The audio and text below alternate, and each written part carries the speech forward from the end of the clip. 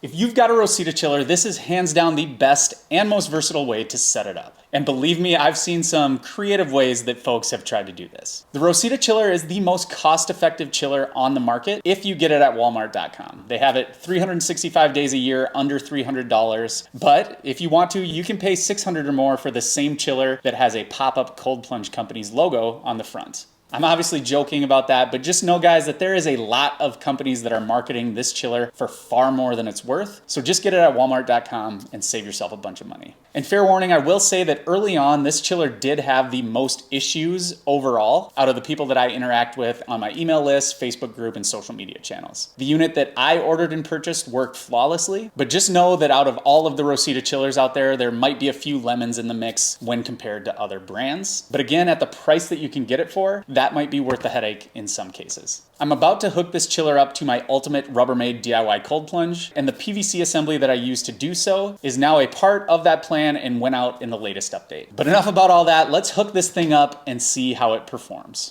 So this is your detached plumbing assembly for the chiller. I have personally always had better luck with pipe sealant instead of PTFE tape. So I'm just gonna take some of the blue and paint it around the threads on the chiller. So get a good coating on that. Then if you can go in and kind of clean things up. Now all you need to do is literally just tighten the assemblies on.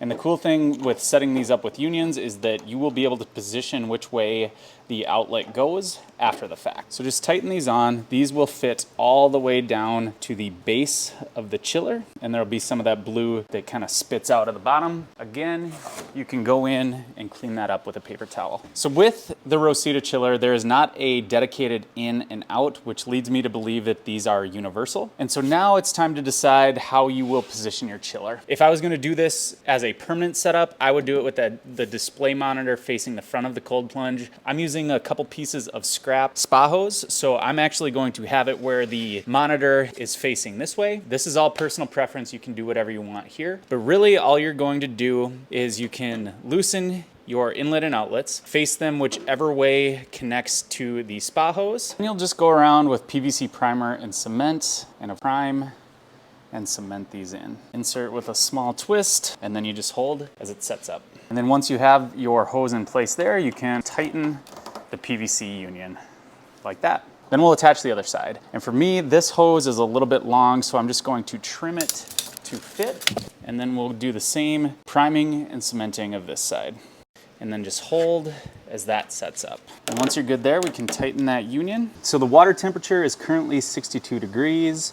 I set this to 45, and it just clicked over from delayed to work. So we'll see how long it takes to cool 62-degree water. It is currently 89 degrees here, and so we'll check back periodically just to see how this goes. And here we are, it's 8:25, and we're at 56 degrees. As far as chiller performance is concerned, during the time of this test, my garage was anywhere from 85 to 95 degrees, and on average, the chiller dropped the temperature about 6 degrees per hour. I set it and was able to get it down all the way to 39 degrees without issue. And surprisingly, you can even set this chiller all the way down to 32 degrees. I don't recommend doing that because there's a high likelihood that you'll damage and freeze the internal components. But for all the diehards out there, if the flow and circulation isn't enough to break down the thermal barrier, just know that you can set this below 39 degrees. Another observation that I had with this chiller is that out of everything that I've tested, this one's a little more quiet than the others. So if that's a selling point for you or you're keeping it inside, that's something to consider as well. So again, guys, at the link below, you can grab the PDF that has the shopping list, diagrams, and assembly video on how to set up your Rocita Chiller. It's a little preview into the ultimate DIY cold plunge plan if you're interested. That's all I have for now. Don't forget to subscribe to the channel for more DIY cold plunge content, and we'll see you at the next video.